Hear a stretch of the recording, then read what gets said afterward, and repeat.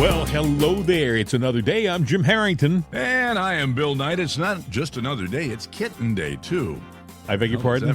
That sounds like a line from, I won't even say it. Oh, no. yeah, after I said it, I was going, whoa, well, there's a setup. Let's just leave that one alone.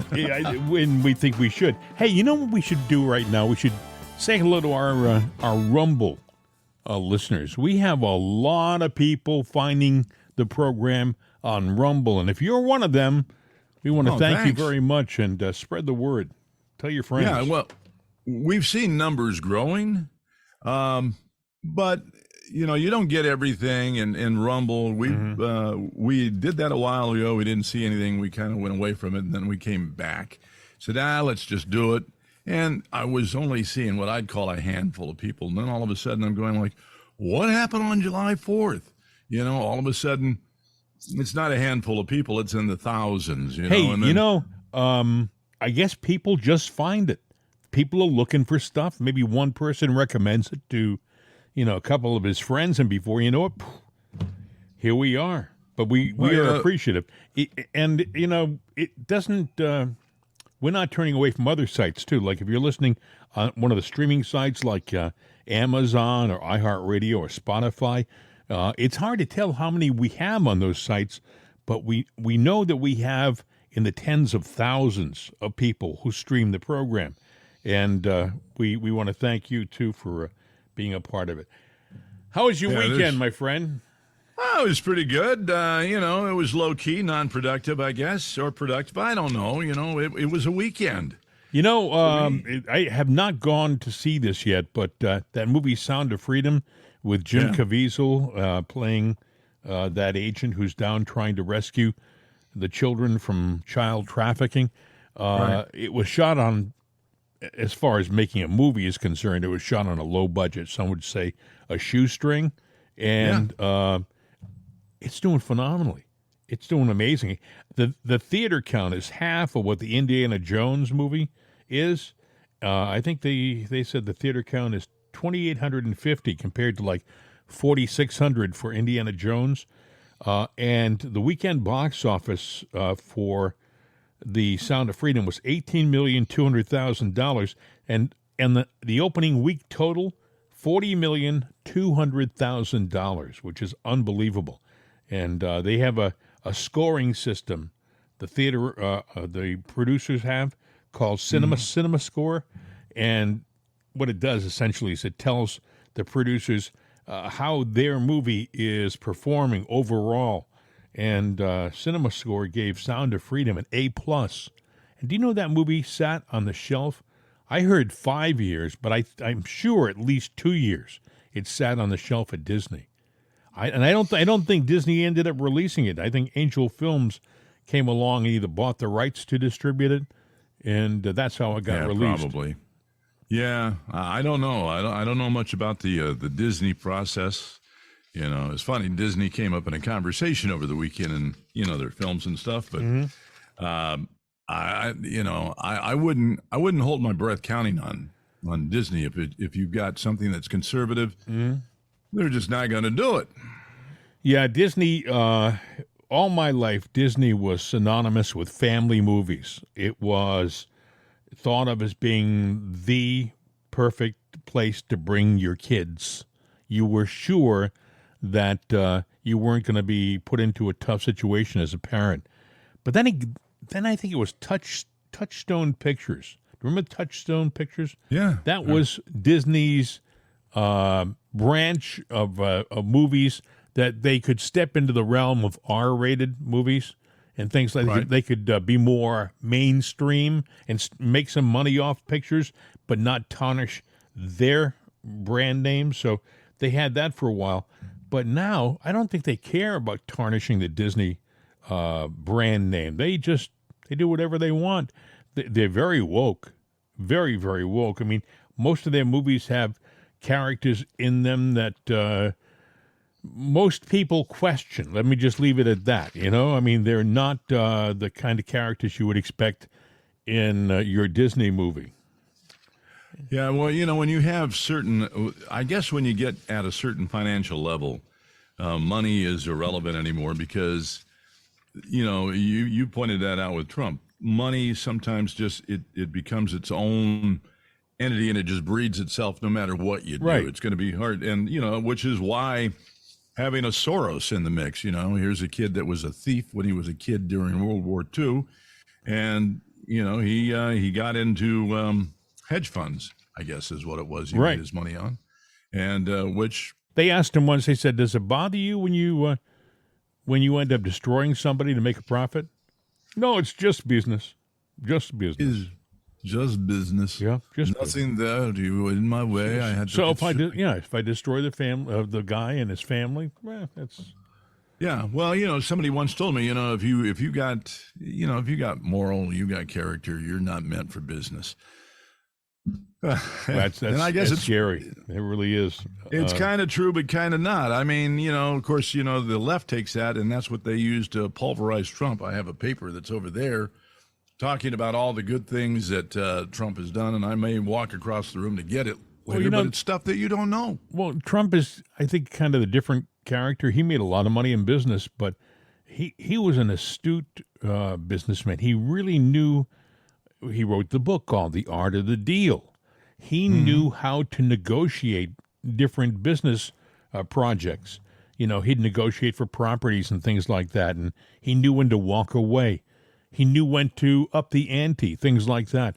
And that has been a talent that he has used in the political realm, too.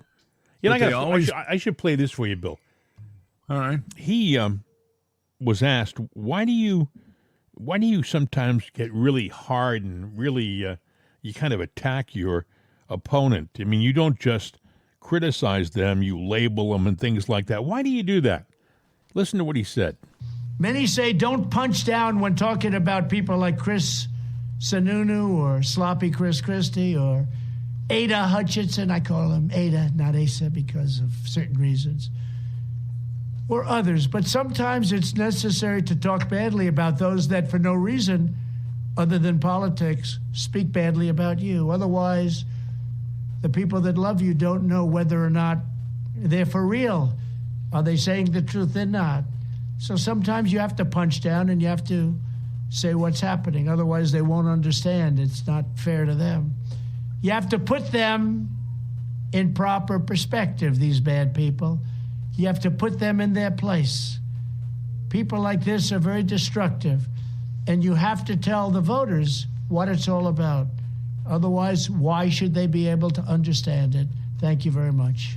I thought that was kind of interesting. He said, why do I use names like Ron DeSanctimonious and stuff like that? It's because for the casual political viewer, it makes it more of a label. They have a better understanding of what you really think of this guy, as opposed to just like, we used to see him in his debates back in 2016, and he would have a label for all of the other characters on the stage because there were like 16 others out there. He would call Little Marco and stuff like that. Well, it's theatrical and it gets your attention. When you get to the nuts and bolts of stuff and you just start out that way, you're very clinical. Forget it. That bores me. I don't want to do that. It's kind of like, I think I sent you a video that I did for fun. There were a couple of them I did. You have a lot of time on your hands. Not really. I mean, a minute and a half. All of those things were one-take things. Just do it. If it's good, yeah, but the costumes. You had to go out and get the costumes. Oh, you're talking about the Mulvaney one. Yeah, and now he's smiling. Yeah, but you know what? That got me 78,000 views. So what are you talking about? You can go to TikTok and look up Bill Knight, and the real Bill Knight, and you'll see it there. And all of a sudden, you'll see me in a cowboy hat. You'll see him in a whole new perspective. Oh, geez, it's a funny video, to be honest with you. But where you're poking fun. I mean, there was that thing I did. I think it was all of 37 seconds. Where I talked about, the world's a crazy place. If you, in Chris Christie's house, if you find donut crumbs on the floor, you can bet it was his. You go to Pelosi's house, you find vodka. It's got to be hers. Then when you find, Cocaine you in the go White to House. you go to the biggest drug dealer of all time, or not drug dealer, but drug taker or dealer, whatever it is, and you find cocaine, and you don't have a clue where it came from. Yeah, that's true. Come on, I But know. that's why you do it. It's a short bite. It gets attention, and people go, ha, they get it because they know. Over And the so- weekend, by the way, they're still talking about the cocaine in the White House, and Dan Bongino. He's on vacation, but when that story came out, he had to do a little quick video, and here's what he said. Dan Bongino, by the way, was a New York City police officer for a number of years, and then he was, I think, for about 10 years, he was a member of the Secret Service, and he worked with the president's detail. He knows the White House. Listen to what he said. So here's a quick explainer for Cocaine Gate for everyone who was looking for an inside perspective on what really went down. Here's the issue here. There's going to be a lot of commentary on this from people who have not done security or aren't even remotely familiar with how security at the White House even works. It's a roughly 18-acre complex. So here's the thing. It's surrounded by magnetometers and checkpoints. They all have numbers and names. I'm not going to tell you what they are, but whatever. Zebra 62 for the sake of this video here. You can only enter that complex through, say, Zebra 62 and Zebra 61 and these other specific checkpoints. You can't get dropped in from the roof. You can't get tunneled in from below. You have to go in through one of those checkpoints. They surround the entire 18 acres.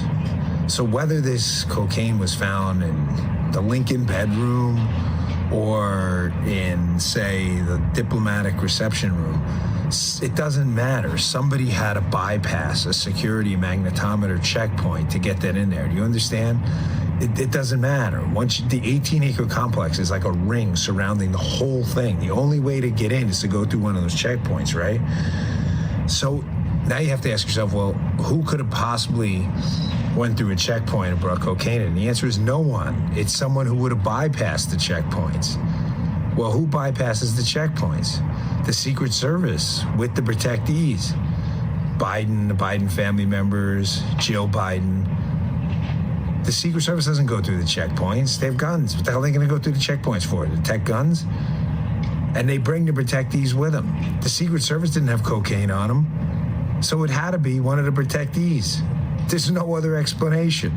They would never have gotten through the checkpoint. There's not a chance in hell. They were driven in, probably one of the family members was likely driven in by the Secret Service who had it on him, found it, and just left it in the White House. It's a simple explanation, man. Occam's razor. Keep it simple, stupid. Sad, but true. That is most likely what happened. It's the only way that would have got in there. No one's getting in the 18-acre complex. Nobody, not staff, no one else with cocaine on it, period.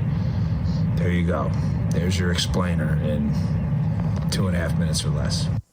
There you got it. Well, let me ask you a question here, and I have a reason for asking. I mean, you heard the one lady on Fox News sitting there talking about that she thought that it wasn't Biden. Ted Cruz says he didn't think it was Hunter either, thought it was a staffer that did it. But Bongino thinks, no, it had to be Hunter. And I tend to believe it's got to be Hunter. Well, he said it had to be a Biden family member. Right. It could have been any one of the Bidens. The only other thing that I would offer is it could have been any one of the Bidens, even Hunter. But what I'm saying is I can't believe anybody would be that stupid to bring it into the White House unless what they're trying to do is muddy the story and get exactly what's going on in the news that's going on right now. Oh, it had to be Hunter. No, it didn't, because it offers confusion and it could be part of a setup. But wait a second. Hunter is living there. Hunter is living at the White House. So are you saying that he wouldn't have a little stash of his own goodies in the White House? Probably not in a place like that where somebody would find it. But don't you think that when people are into drugs, they're not clear-minded? All they're thinking about is... I do think that. Yeah. But I'm offering, a bridge between the two stories here as a possibility, because they are trying to spin that story and say that this was a Republican setup. And, so they could have sat there and said, okay, we're guilty of this. What do we do? Well, let's plant some drugs and make it look like it was us. But you just heard Bongino say the only way you could do that is, Republicans would have been scanned. They would have been scanned. You can't get into the White House. He said there's a ring around it. There's magnetometers all over the place. There's a ring around the White House. The only so it people had to be get one through, of the protected. It had to be a protected person or a bad Secret Service person. Yeah, the odds of a Secret Service agent risking his career is I think minuscule, slim, or none. In my opinion, it's just my opinion. But I get where you're coming from. I think when you have a drug addict. And by the way, if you saw pictures of Hunter on the 4th of July, he looked blasted. He looked terrible. Oh, yeah, he was on the crack pipe because there's a difference. Now, the only thing that, I did see where his hair was a little thinner before and, almost looked like it was splotchy, where the hair fell out or he was picking it out. And, that's something that people on crack or crystal meth especially do. Wow. I don't know. The boy is rough, and he's not over the problem, but they are trying to spin it, and they will stop at nothing. And you talk about people that wouldn't risk their career. Look at all the people inside the DOJ that are lying through everything. You know what we have a right to know? Because it's our house.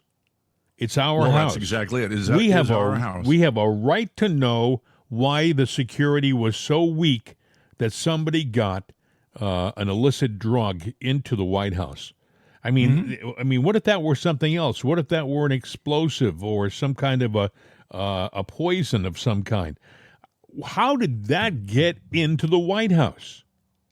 I don't know. It just we have a right to know. And when I hear Karine Jean-Pierre dismiss it, summarily dismiss questions about it, I think to myself, lady, you are doing such a disservice to this country by not answering questions. I refer that answer to the Secret Service. They're doing the investigation. No, you represent the president. It affects him. What does he think? Yeah, apparently I don't have the story in front of me, but apparently she was caught in a lie, which I think she's done a lot of lies. Funniest meme I've seen, though, was one of her. I think she was in a red dress and she had like white powder all under her nose, on her lip, and her face. That. Yeah, we're looking into it. I'm like, I'm sure you are. Yeah, I saw that. Did you hear that we took out an ISIS leader over the weekend with a drone? Guy's name was Usama al-Muhajir, and it was done in Syria. And the thing about it is, when the drone was going in there to take this guy out, the drone was kind of harassed by Russian jets. Right. What was that all about? I mean, they're just trying to make life difficult for us or something? They probably had no idea what we were doing, or maybe they did. I don't know. Anyway, this guy, he was a leader of ISIS. That says to me ISIS is coming back. For a while, President Trump thought it was that he had taken out ISIS. And I think he had, but, when you have a weak leader in your government like Biden, I think it's a signal to the bad guys, hey, it's okay now, come on, let's get back together. Let's get the band back together again and go out and cause trouble. Also, did you happen to watch Mark Levin yesterday? No, but I hear he's really calling for a big investigation. Oh, he had a terrific program last night. I'm going to play a little clip from it. He called on the Trump attorneys to immediately file a motion for order on the Office of Professional Responsibility to investigate the series of illegal leaks by Joe Biden's corrupt Department of Justice and Special Counsel Jack Smith. And it's a really good introduction. I'm only going to, like I said, play a bit of it. This is Mark Levin. I don't know how this guy doesn't get a heart attack because he gets so passionate. Listen. This is a very serious program tonight, as they all are, but this is especially important. The Department of Justice has become the rogue operation of the federal government under Joe Biden and his Attorney General Merrick Garland. It is controlled by the Democrat Party and a radical left. And I have to tell you, as somebody who served there for many years, First as Associate Deputy Attorney General, then as a Deputy Assistant Attorney General, then as Special Assistant to the Attorney General, then finally Chief of Staff to the Attorney General, in my view, the greatest Attorney General, Edwin Meese. This department is destroying America. It's destroying the 2024 election. It's violating every norm, every tradition, everything it inherited to ensure that that department could be trustworthy and could be reliable. But it has criminalized politics. And I want to say this. If we don't break the back of the Department of Justice, and I will explain what I mean in a moment, it will destroy this country. And we won't be able to claw our way back. This is not hyperbole. I'm not trying to be provocative. I don't need to be. Now here, let's start. CNN. Exclusive special counsel prosecutors question witnesses about chaotic Oval Office meeting after Trump lost the 2020 election. Multiple sources told CNN, stick with me, CNN, former Trump campaign official cooperating with special counsel in 2020 election interference probe. Sources familiar with the matter told CNN, exclusive, Rudy Giuliani interviewed in special counsel's 2020 election interference probe. Who says so? Multiple sources familiar with the meeting. New York Times, prosecutors sought records on Trump's foreign business deals since 2017. Who says? Two people familiar with the matter. New York Times, investigation of Trump documents case continues after his indictment. Who says? According to people familiar with the matter. Washington Post, Justice Department asking 2020 fraud claims as well as fake electors. Who says? According to people familiar with the matter. Who do these leaks help? Do they help Donald Trump? Do they help a single witness? It's the federal government. It is the Biden Department of Justice. It is the Democrat Party's Department of Justice that's interfering in the election and trying to do many other things. Look, I asked my brothers and sisters over at Landmark Legal Foundation, of which I am chairman, I said, go back about 6 months and pull up all the leaks from the New York Times and Washington Post and CNN involving Donald Trump. Here it is. Look at this. You see this? These are the leaks from grand juries to witnesses to Mar-a-Lago to the nature of the classified documents, leak after leak after leak, and I limited it to CNN, the New York Times, and the Washington Post. Look at this. What are they doing? Oh, don't jerk around the Department of Justice, the former Attorney General says. Who's jerking who around here? Is this how you run a case? Is this how you have a judiciary in the country that sits there and rubber stamps every damn thing? Look at this. This isn't intended to be a real case. Here's the ABA rules, special responsibilities for a prosecutor, Rule 3.8. And I cut through to the chase.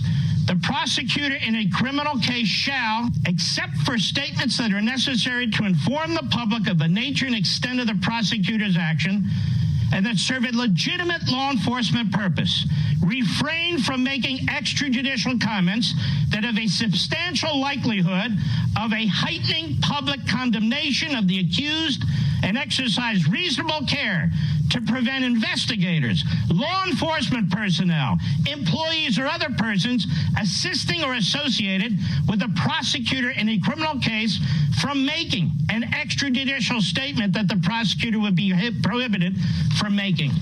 Let me ask you a question. The prosecutor hasn't come out and said, this would be Jack Smith. Look, we see there's all these leaks. I'm taking it upon myself to do an investigation. Not a single judge that's been involved in these cases on their own. And they have the power to do it and say, wait a minute, you can't do this to a defendant or a would-be defendant. You can't do this because you violate their 5th and 6th Amendment rights. You can't have a jury that's objective. And the goal of the leaking is to make sure they don't have a jury that's objective anywhere in the United States of America. An enormous quantity of leaks, an entire pattern, grand jury leaks, leaks about witnesses, or even the nature of classified information by the government, even in its public filings, but even more in its leaking. Prosecution's litigation strategies leaked. Secret filings with the district court on attorney-client privilege and the crime fraud exception leaked. Who's receiving subpoenas for what? Leaked. Trump's business dealings leaked. You've got a pattern on this document case. You've got a pattern on the January 6th matter. It is unmistakable. It's unequivocal. All roads go through the Department of Justice. All roads go through Jack Smith's office, the special counsel, who to me ain't so special. Now, the Trump lawyers need to wake the hell up and do something about this. I like that last line. The Trump lawyers need to wake the hell up. My question is, why aren't they doing this stuff? Well, that's a good question, and I'm sure Mr. Trump would like them to do something. I showed you a story on camera here that no one can see, but anyway, it's a story about, you've probably seen it. Corrupt DOJ prosecutor caught trying to bribe lawyers, redacted every reference to Trump cooperating with subpoenas. So when we're talking about the January 6th committee and everything that went on, and Trump didn't do anything either, page after page after page where they took his name out of it. That guy that you're talking about in that story, I think his name was it Bratt? I could be wrong. Jay Bratt, yeah. Do you know he tried to bribe not Trump's attorney, but the attorney to Trump's valet? Yes. The same guy. He said, "Look, I understand you want to be a federal judge. Well, you cooperate with us, and we might be able to make that happen." They're doing so many things right now that on face value are corrupt and apparently illegal, and they're just getting away with it. They don't care. Because they own the people that would tattletale on. If you know the snitches, the media and whatnot, and they're in your pocket, you can do any damn thing you want to. Yet you can be the saint of saints, and you're guilty as hell. And I say that, Bill, what really gets reservation. me? They complain about the right, conservatives having more influence in the Supreme Court than the left does. But I point to every other level of the judiciary. Every other level seems to be corrupt. I mean, how many times during the 2020 election you would have some organization going to a federal judge to get a ruling to stop the count and to recount or something like that. And you would think this is a slam dunk.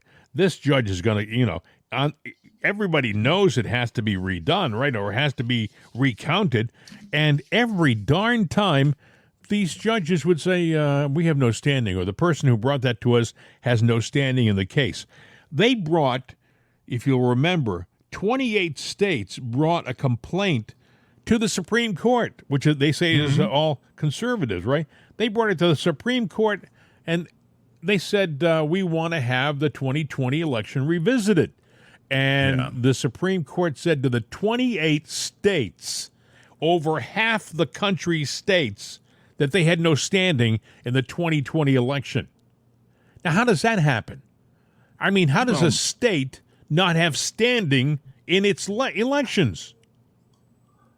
Well, I mean, and they did it. You can't make it up. No, the media's in their pocket. Everyone's in there. They've got every which way in their pocket to manipulate and control the story and control your mind. Look at Joe. Middle-class Joe, poor Joe. He's never had a dime in his life. Back in 2009, he was worth what? $30,000. That's it. Okay. Of course, he was a congressman then. What did they make? 140 or a senator then? What, 140,000, 200,000? About 200,000, yeah. Okay, and he only had $30,000 in his pocket. I kind of doubt that, but let's say he did. Well, he didn't. It's very simple. You just don't file taxes on the money you do make. That's all. Well, yeah, there's a thought, but then he goes along. But, he had no money then, and then all of a sudden he becomes a millionaire with really no way of showing that he earned that money. Well, hell, he won an election, and nobody showed up at his rallies, and, but they showed up en masse to vote. Bull. I got a question. How many other guys in Congress are as corrupt as Joe? We talk about Joe being corrupt, But how about the other guys in Congress who aren't in Joe's situation right now, don't have the spotlight on them? I'm talking about other senators and other congressmen. I mean, is it more corruption than less? I mean, do we have a situation where more of our Congress is corrupt? If guys leave office, the job, like you said, pays maybe a congressman $165 or $170 a year, and maybe pays a senator $200,000 a year, and they walk out millionaires. Well, Hollywood knows about it. The media knows about it. When you go into political office, picture yourself. They give you a jack in the box. They just go crank that handle, and when the door pops open, money flies out.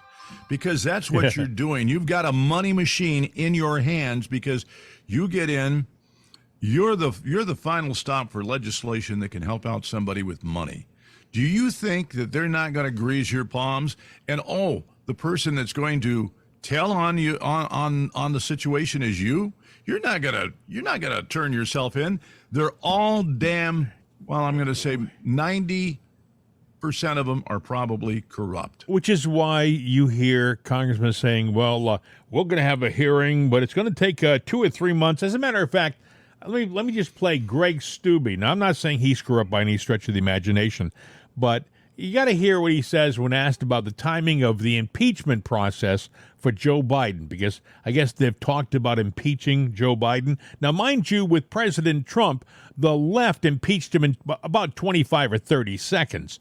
But when the other side, the Republicans and conservatives, are talking about impeaching an obviously corrupt president, here's what Greg Steube had to say. Listen. What's the timing on the end of Comer's investigation and when you would actually see an impeachment trial?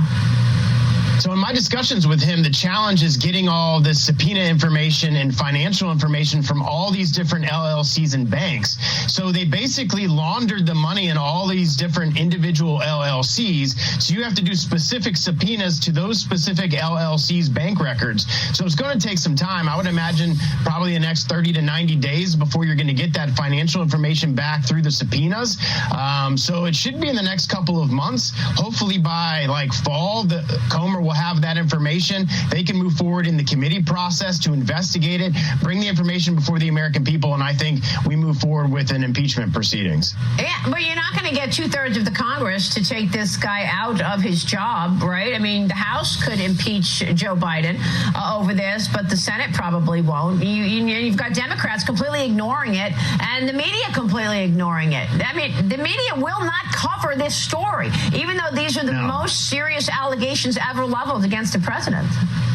I mean, you're talking about bribery of the vice president while he was sitting vice president, bribery of his family members. I mean, this would have been a Republican member of Congress, you'd be indicted already and sitting in prison. But because it's Joe Biden, the DOJ and the FBI, which is basically the enforcement arm of the Democratic Party now, is completely and utterly protecting him. We could get the votes into the House, but we'd have to get 60 votes in the Senate, like you said. But I would think that even like moderate D's in the Senate, like a Manchin or a Sinema, would see the level of corruption here and be like, look, we can't stand for this before the American people. But unfortunately, I don't think Democrats, you're probably not going to get 8 of them or 10 of them to sign on to removing the president of the United States just because of party politics, which is sad. Well, I mean, it is sad. We have a double standard here.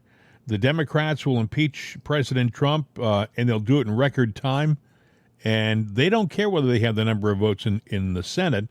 They just love having the process. The process is the punishment. If the House were to impeach President Biden and the Senate were to not impeach him, at least it would send a message. It would send a message. And they're not doing it. I look at Jim Jordan. I mean, he's a nice enough guy, but they just all drag their feet. They just love to talk about what they're going to do down the road and how things are going to be better down the road. But first, we got to do this. And first, we got to do that. How about taking action? First, take some action. Do something. I'm not talking about sitting in another hearing and having a difficult conversation with a hostile witness. I'm talking about actually making something happen that's positive for our country. Do it. It's, don't talk about it. Don't tell me about how you're going to hit a home run next time you're up. Don't tell me about what a great hitter you were. Take the damn bat, hit the ball. If you are a congressman, get off your butt and do it. Do something. That's my little Monday morning rant, but there you go. I'm sorry about that. But I mean, it does irritate me when I hear our side just talking about stuff all the time. I like James Comer, but he does it too, We're going to do this, and we're going to do that, and we're going to take so-and-so and do such and such. Hey, don't tell me what you're going to do. Just do it. Just do it. Show me some results. That's my own humble opinion. Show Jim the results, Yes. ladies and gentlemen. Exactly. I'm a man who likes results. I don't like There you go. Don't tell me what you're going to do. Do it. Today's editorial brought to you by Jim's Mouth. Yeah. One convenient location to serve you. It's anotherday.com. That's Thank true. you. Hey, Thank you very much. I got to tell you mentioned something last week, and we didn't bring it up, but it was kind of interesting, and I just thought we should drop. I may have forgotten, so Well, you got that's to why. remind me now. That's why I'm going to punish you right now, because you were making fun of my editorial. No, Was it? Actually, I was thinking about taking that out and putting it on TikTok. Dust from Sahara Desert is bringing more heat to Tampa Bay. Say what? Yeah. The dust from the Sahara Desert is bringing more heat to our country. Yeah, I remember telling you about that. It was a question that I had because I saw the story. You didn't see it. No, I didn't see it. I don't know how that happened, but we have all this smoke that's coming from Canada that's dropping down over the top of the United States, and we feel it, and it's bad, and it's happened more than once. And it's like the fires, they really don't know how these fires are getting set in circles. I have a good idea how they are. Me too. But then let's go over, you can always predict hurricanes, because there's a time in the season the winds are just right, the temperature is just right. And if you look on the map, coming across the Atlantic is like a little conga line of depressions, dun, dun, dun, dun, dun, dun, dun, dun, dun. So you look at it that way. Yep. Well, another thing that happens in the Sahara, there's a lot of dust and stuff. It does get picked up and brought across. It has come here before. It's no mystery, but it's been so insignificant, you've never really heard about it or even noticed it. But I was surprised. I really was surprised when you said that. I mean, I could expect it like from the Midwest to be sent to the East. They had something back in the 30s called the Dust Bowl. Right. And that was when the earth was so dry and there was not a lot of irrigation, and so the land became dust and the winds kicked up and literally brought clouds of dust east. And that I can expect, but from the Sahara Desert, wow. Yeah, but we were getting last week, and I think there's still more on the way, but, that encompassed the entire United States. So if you were going, the air quality really sucks today, well, that was part of the reason why. And it's not going to stop there. It's going to keep going. So it makes me wonder. Okay. If it's never happened before, it's like, whoo. Yes. Who'd have thought that would have happened? Well, one time, who'd have thought that would have happened?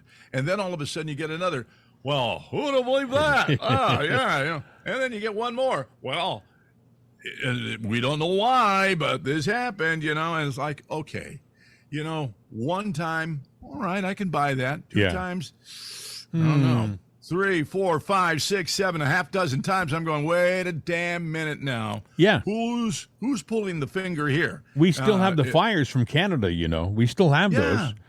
So what are they doing? What are they mixing in the clouds? What are they? I'm not saying they are. And we cannot forget, this was a little news item that came out at the end of last week, that the United States government had just finished destroying its arsenal of nerve gas and stuff like that. All their chemical weapons in Kentucky, of all places. That's what I was going to. Yes, where this cloud would have come through, and what a perfect disguise to sit there and just take all that crap and get rid of it. Which I'm not saying is a bad thing. Chemical weapons should not be, But we're going to drop it on our own population through natural causes? Well, what do you do with the byproduct of the destroying process? I mean, do you burn it? Do you burn the poison, the chemicals? Do you dilute the chemicals? But I mean, where does it go after you destroy it? You don't keep it. You don't keep it. Does it go into the air?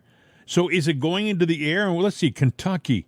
That's like a perfect place if you wanted to have it go up through Pennsylvania and Ohio. And, I mean, it's not a good place to be destroying chemical weapons. Well, here's a thought. Let's just say they're using it to declare war on the U.S. population. Let's get rid of some of that population. Let's go ahead and go to conservative areas and get rid of that population. Now, I say that as I paint a picture of another story out there. Apparently, Russia, they haven't gone to the nuke level yet, but they are talking now that they've got drones that they've put thermobaric bombs in. You're going, what is that? Well, it's like what they call an air bomb, but it's basically all fuel, nothing but fuel.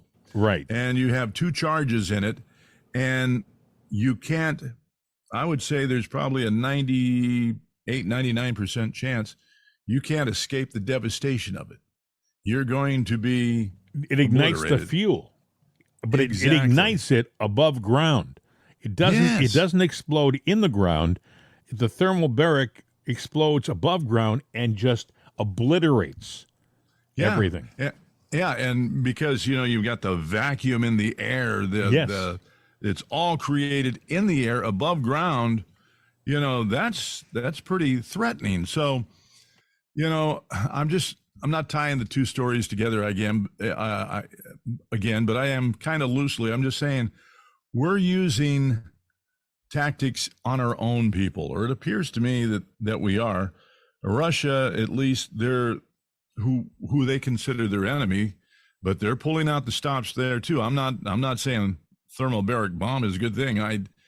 But I guess anything in war is fair. Look at us with the nukes back in World War II. Well, you got guys like Lindsey Graham encouraging us to use tit for tat, meaning if they do something of equal strength. Meaning if they were to use, for example, a small nuclear device in a town or something like that, his suggestion is to answer it in kind. Unbelievable. And then he wonders why he's booed in South Carolina. Another thing that I thought was interesting, Bill, a Texas judge is warning Americans that the invasion by tidal waves of illegals streaming across our southern border every day isn't just a problem for people living in the border states, but is instead a direct threat to every community in the country.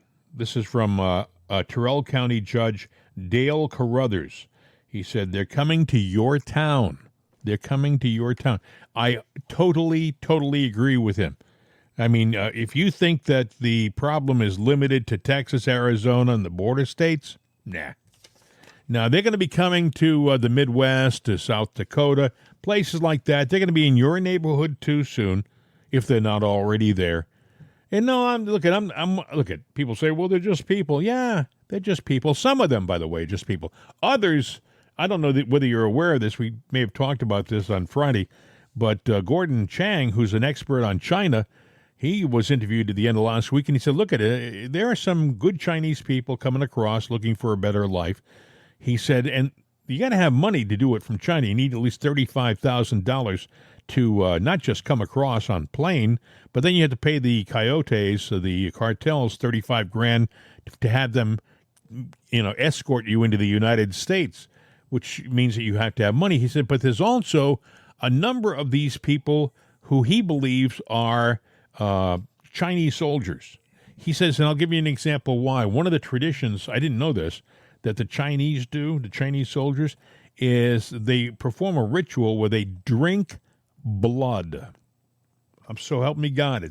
It's a tradition, and I guess they caught some of these Chinese illegals drinking blood in a ceremony in Panama. And these are the same guys who are trafficked into the United States. We have in our country right now, I'm absolutely positive, an illegal element of Chinese that are setting up to if there's an attack on our country, they're going to be already in our country to destroy our infrastructure, blow up bridges, take down power lines, destroy our communications. These people are already here, and I submit that this administration allowed it to happen. And that's treason. That really is. Yeah, but it is. I think this guy, this Judge Carruthers, he's right on the money. They're already here. They're coming to your neighborhood. I was just looking at a story. It's kind of weird. I don't know where this, where this goes, but apparently the rising temperature now from climate change may cause, are you ready for it? And apparently it's going on, and they say it's climate change that's doing it, is kidney stone epidemics. Yeah. It's funny you should say that. I got a grandson who's just a young guy, and he's in the greatest shape. I mean, he's got a physique on him. He sort of looks like me when I was 20. But anyway, I hope the hell he looks better than me when he's my age. But anyway, the poor kid's got kidney stones, and he doesn't. They're trying to figure out where do these things come from in a kid 20 years old, 18 years old, 19 years old. Well, I don't know. I mean, I used to fight with that all the time. I remember going into what is it in Memphis? The big university hospital there, and I had kidney stones really bad where they were doing that. But I had a diet of every day. I thought, I was doing a healthy thing, where I went and ate yogurt every day for lunch. It was like yogurt. I mean, I worked out and everything, but I never paid attention to maybe the soda that I was drinking, and that I thought, well, I work out. Bill, what was this? And all this. This story you just read. What are they thinking it causes it? They're saying now the source is not saying it, but they're saying the story is that according to so-called experts, the increase in kidney stone cases our world is facing right now is because, wait for it, climate change. This is in the Gateway Pundit. It came out about 2 hours, not even 2 hours ago, hour ago. They won't give up this climate change stuff. I mean, when I was a young man, the world was going towards an ice age. It was literally, it was going towards an ice age, and it was going to happen by like 1980. Nothing happened. Oh, well, I guess, wait a second. Is it getting warmer? Let's change it. All of a sudden it was, global warming was the big thing. Well, here's what this story is. It's a distraction. But none of their predictions have ever come true. No, they've all been distractions, though, haven't they? That's true. That's very true. And they talk about the ozone layer. Do you remember they were saying the ozone is the hole in the ozone is getting bigger and bigger. The ozone is a protection element above our planet to keep the cancerous sun rays from destroying us and giving us cancer. And they were saying it was getting bigger and bigger and bigger, and pretty soon you'd have no more ozone. All of a sudden that stopped because it wasn't. So I believe in climate change. It's called the weather. The weather is climate change. The weather has changed over the years. The poles have switched. It is nature. It happens. They're talking about the sun, and we're getting blasted with all these heat waves and solar storms and whatnot. Well, the sun doesn't change every 10 years. There's something that goes on with it that affects us and knocks out communications. And it's gone on for millions of years, and I predict it's probably going to go on for another million. Solar storms, I think is what they call them. Yeah, solar storms, and I guess there's a reversal of something that rotates up there. I am not a science guy, but I read these stories, and I'm going like, yeah, but it happened before 10 years ago, and then 10 years before that. It is a cycle, kind of like the El Niños here. That has been going on for decades, and I would imagine they sure love to make an issue out of it. I mean, guys like Al Gore and John Kerry have made a career out of the environment. Al Gore said that the tides were going to rise. We were going to lose Florida. Miami was going to be underwater. All these things were supposed to have happened that never did happen. And I don't know. I think there's a culture out there that when you have people believing this, you have have control. You have more control, and I think these guys are into control. If they can, speaking of control, the pandemic, Anthony Fauci, RFK Jr. is not a big fan of Anthony Fauci. He was on a podcast. Who is a fan of Anthony Fauci? Well, and RFK Jr. was asked. I'll let the interviewer ask the question. Listen. You wrote a book harshly criticizing Anthony Fauci. Let me ask you to steelman the case for the people who support him. What is the biggest positive thing you think Anthony Fauci did for the world? What is good that he has done for the world, especially during this pandemic? I don't want to sit here and speak uncharitably by saying the guy didn't do anything, but I can't think of anything. I mean, if you tell me something that you think he did, maybe there was a drug that got licensed while he was at NIH that, benefited people. That's certainly possible. He was there for 50 years. And I in terms of his principal programs, of the AIDS programs and his COVID programs, and I think that the harm that he did vastly outweighed the benefits. Do you think he believes he's doing good for the world? I don't know what he believes. In fact, in that book, which is, I think, 250,000 words, I never try to look inside of his head. I deal with facts. I deal with science. And every factual assertion in that book is cited and sourced to government databases or peer-reviewed publications. And I try not to speculate about things that I don't know about or I can't prove. And I cannot tell you what his motivations were. I mean, all of us. He's done a lot of things that I think are really very, very bad things for humanity, very deceptive. But we all have this capacity for self-deception. As I said at the beginning of this podcast, we judge ourselves on our intentions rather than our actions, and we all have an almost infinite capacity to convince ourselves that what we're doing is right. And not everybody kind of lives an examined life and is examining their motivations and the way that the world might experience their professions of goodness. Let me ask about the difficulty of the job he had. Do you think it's possible to do that kind of job well? Or is it also a fundamental flaw of the job of being the centralized figure that's supposed to have scientific policy? No, I think he was a genuinely bad human being, and that there were many, many good people in that department over the years. Bernice Eddy is a really good example. John Anthony Morris, many people whose careers he destroyed because they were trying to tell the truth. One after the other, the greatest scientists in the history of NIH were run out of that organization, out of that agency. But people listening to this, probably, will, in hearing me say that, will think that I'm bitter or that I'm doctrinaire about him. But, you should really go and read my book. And it's hard to summarize I tried to be really methodical, to not call names, to just say what happened. That's RFK Jr. talking with a gentleman, I believe his name is Friedman.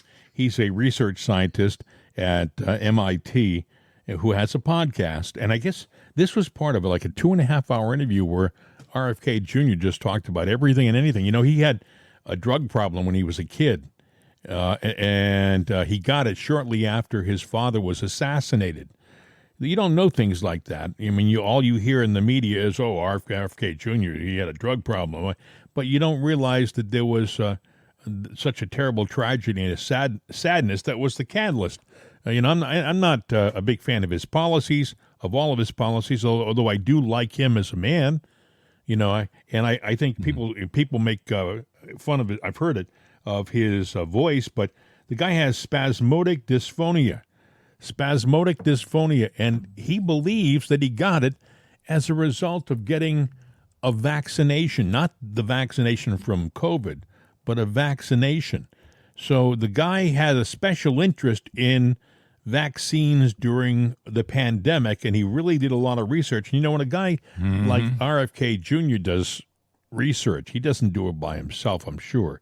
He probably has a staff of people who work with him that put things together, And you take the research, you get it boiled down to talking points, and that's it. You go forward, kind of like a public speaker or a communicator. You're the conduit to get this word out.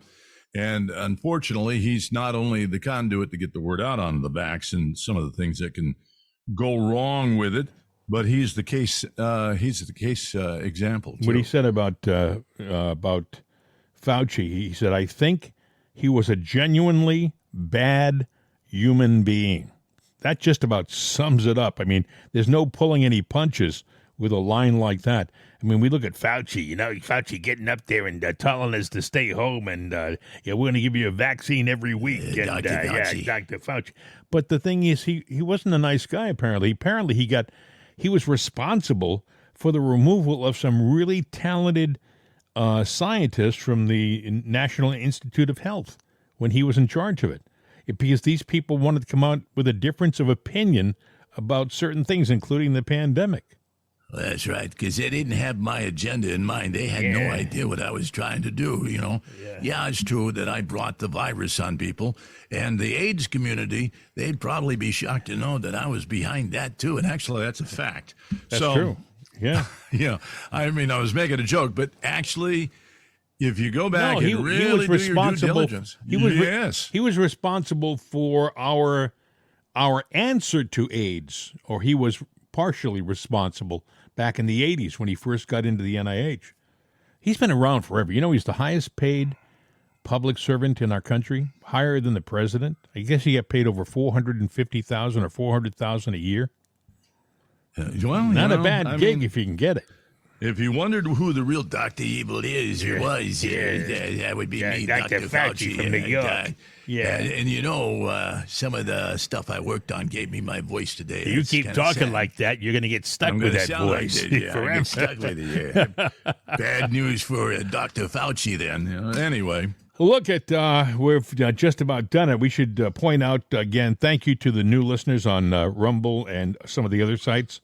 We appreciate it. Tell your friends about the show, because we're growing in leaps and bounds. Yeah, keep it going for us, too. We appreciate that. Do you see the, the reception by law enforcement in California for Trump? Yeah. I'm talking about a big reception at LAX, I think. Was it LAX? Yeah. Wow. Yeah, it was LAX, and they're all there around the Trump plane, and they're now I will tell you this. Don't be surprised if you hear of some guys getting demoted or losing their jobs or whatever because they posed in that picture, and there's going to be a lot of them. Oh, that's because you can't do that. Yes. That doesn't represent California. Yes. Well, you know what I understand about California? There's a lot of damn conservatives there. Oh, More sure. so than you find in the strongholds of San Francisco and LA. Didn't they want to carve it up into like 3 different or 4 different states? Yeah. There's a movement there. They want to carve it. Yeah, they want that. And was it Idaho wants to? People in Washington State want to secede from, was it Washington, and become part of Idaho or something like that? I mean, it's amazing. There are a lot of conservatives who've had it with their government, their state government, and they want out. Yeah, So, I mean, Joe Biden, his reign is over, and I mean, I don't even think it was a true reign. That would be a whole different show. But the funny thing is, they try to talk about great things that Biden's done, and I look back and I haven't seen one damn thing that he's done. He's taken credit for things that Trump has done, going, oh, he did that, and he didn't. He takes credit for things that don't exist. They post. Yeah. He talks about the Things in thin economy. air. He'll say the economy, Bidenomics. Yeah, right. Bidenomics is deathomics, for the United States. They talk about how bad Trump is. And I was looking, there's a ton of things that he's done. But even before he was elected, there was a piece where they said, well, we don't want to admit it, but he's done a lot of nice things, but he's still an evil, bad guy. And I'm like going, okay, here's a guy that there was a kid that somebody contacted, 3 years old, that needed critical surgery, and they had no means of getting them there. And he goes, take my plane. That's it. Take my plane. Let's get him there and get his surgery. Kid should go without that. He did stuff like that. Palm Beach, there was a club that was bought, and it was, I guess, run by a bunch of racists. He fought that so that they couldn't do that and discriminate. Now I thought he was a racist, but apparently he's not. He's there's a lady where her family was murdered. So he stepped in on that to help her out. There was a bus driver that had a suicidal woman on his bus. The bus driver altered his route to prevent what was going to happen. Trump read about it and said, well, you know what? That guy's a hero. He deserves to be rewarded for that, and gave him $10,000. And he actually did give him the $10,000. So don't let, and the list goes on and on and on. Saturday night, he was in Las Vegas, and he went to a UFC fight, a match, and he walked into the stadium, and the crowd went bananas, and then he got and sat down at the edge of the ring, and one of the UFC fighters came over the wall. I guess they have a wall around the mat, He came over the wall to shake hands with Trump. I was surprised he wasn't swarmed by Secret Service, but he came over and he just took off his glove and he shook hands with the president. And then another UFC fighter yelled from inside the ring, "We need you. We need you." So, well, and that scares me that, he's to be with the people, he's stepping out of the protection cover. I know. And the only people that I know, and I'm not a Democrat, but the only people that I know that ever did that was Kennedy. And that's scary. It scares me too. And I saw him giving out milkshakes at the Dairy Queen last week. It bothered me because it was a room filled with strangers. Well, that's what I'm saying. He can be driving by in a motorcade, and he'll stop that motorcade to get out and go. I always like to say, sometimes, celebrities have to get out and wallow in the mud with the crowd. Just get out and be with them. So he's saying, I'm not above you. He was born with money. He's known this. Hell, the one thing that he's done for military veterans, he doesn't know what it's like to fight. He's never been overseas, but he knows the sacrifice that they've done. And he's always supported the military, always been behind them. He does everything he can to support them. And, you talked about the story where he was getting on Air Force one time, and I think it was Air Force One, whatever it was. Marine One. It was the helicopter, yeah. And in the Marine's hat, flew off, and the guy, the Marine is standing there at attention, kind of shocked that his hat was down, and Trump, bent down, kind of like the humble servant, picked it up and, brushed it off and handed it to him. It's almost like a Bible story where Jesus washes the feet of people, but he does kind and good things. They call him the blue-collar billionaire. The blue-collar billionaire, because he relates so well, and he's loved so much by the average Joe, Anyway, my friend, we've done it. We should say, we should give our phone number and the email address and wrap this sucker up. Our phone number is... Let's do it here. Yeah, it's 833-538-7868, 833-538-7868. And there's mail at itsanotherday.com, mail at itsanotherday.com. Please share this podcast with your friends. If you're listening, give it a share, give it a like. And spread the word. I mean, it's been happening for us, but, I can't reiterate enough that we need to keep that momentum going because we're seeing big numbers. But if you've noticed, if you've listened all the way through, what is the one thing you never hear us do? Advertising. That's true. Now, we're not going to go out and beg for advertising. We do want to say that, there is a big audience. But it would have to be the right advertising because there is a cost to doing this. People don't realize. They say, you have fun doing your podcast, but there's an expense. Yeah, we do have fun, but there's an expense. I was talking to that kid that does, I say kid, young man that does movies, and sometimes I'll play villains and stuff. But one of the guys, and I said, typecasting. It is actually because, hey, look, I can I'm a good bad guy, You're a good bad guy, yeah. Yeah, so, but You're right, typecasting. But there's one of the guys on there, really big conservative, and I didn't know that he was loyally listening to this thing since we did a project last year. And I was saying, sometimes we wonder if we're, if we're just barking into the wind.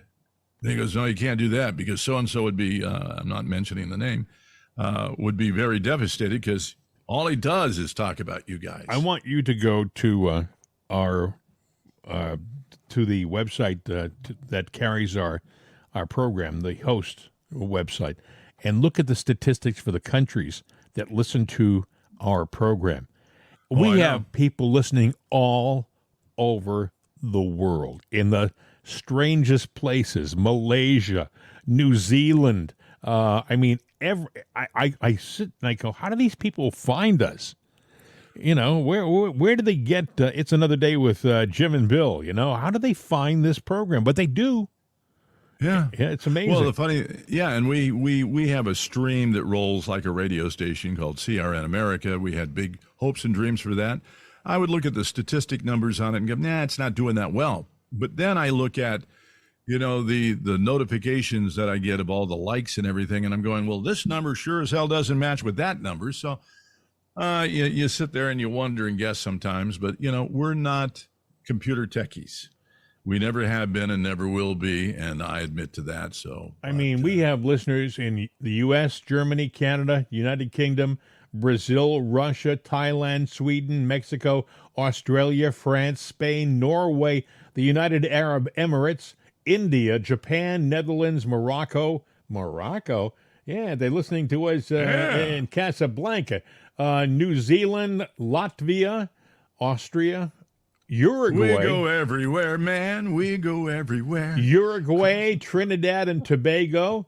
Is that a sauce? I'm just curious. Romania, Portugal, Philippines, Panama, Kenya, Italy, Ireland, Iran, Indonesia, Honduras, Guatemala, Ecuador, the Czech Republic, Chile, the Bahamas, Argentina, South Africa, and then there's a bunch of unknowns where they just couldn't get they couldn't figure out what they were coming from. Well, that's interesting. The unknowns, and see, that's the unaccounted for. But you'd go with that, and you give a small number to each one, and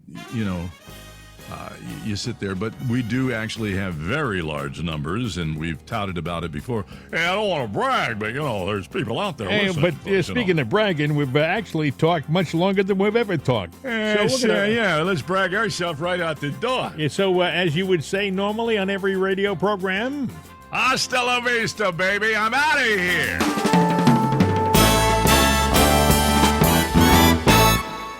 The voice of freedom, CRN America. These days, when you want an answer about just about anything, you ask Alexa. You ask her about the weather. You ask her who won your favorite sporting event. You ask her to find a fact that you can't find anywhere. Well, we did that too. We asked her how many people have downloaded it'sanotherday.com. And this is what she said. From acceleration.com. It has been downloaded as much as 260,433,467 times. I know. Seems like a lot. Seems like a lot to us, too. But it's Alexa. Thanks for making us a part of your day. And tell your friends about it'sanotherday.com. We could use an extra listener. I mean, what do you do when you only have 260 million?